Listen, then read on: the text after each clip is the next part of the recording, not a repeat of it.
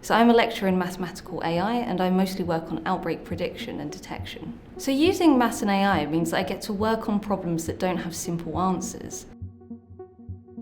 So I build mathematical models that help us understand complex systems, like how infections spread in a population. As a data scientist, I use maths and AI every day. I'm looking for areas to innovate, identify areas across the business where we can make more efficient existing processes. Specifically within the environmental sector, whether through the use of large language models or my coding skills, I can really bring about sort of using new AI methodologies to build resilience to climate change. Designing and developing systems is my passion, and AI has taken it a bit further with a background in maths. And I started using AI in different disciplines.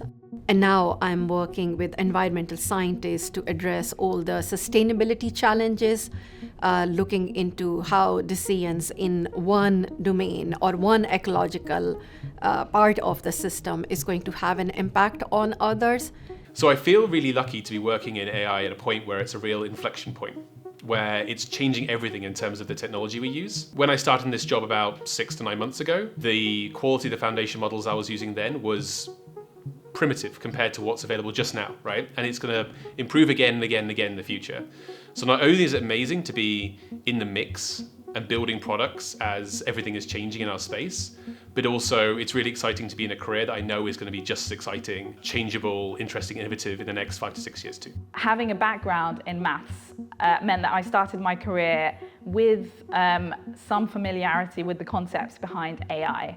And so I was able to kind of hit the ground running and get to grips with the problems that I was solving. Some of my favorite projects that I've worked on have been recommendations for the online checkout at Tesco, because it was cool to be working on a real world problem and kind of take my club card number and look at what recommendations I was being given by the model. And right now I am working on measuring the reliability of electric vehicle chargers, which it turns out is quite a difficult problem because sometimes the data will say that the charger is working when it's actually not.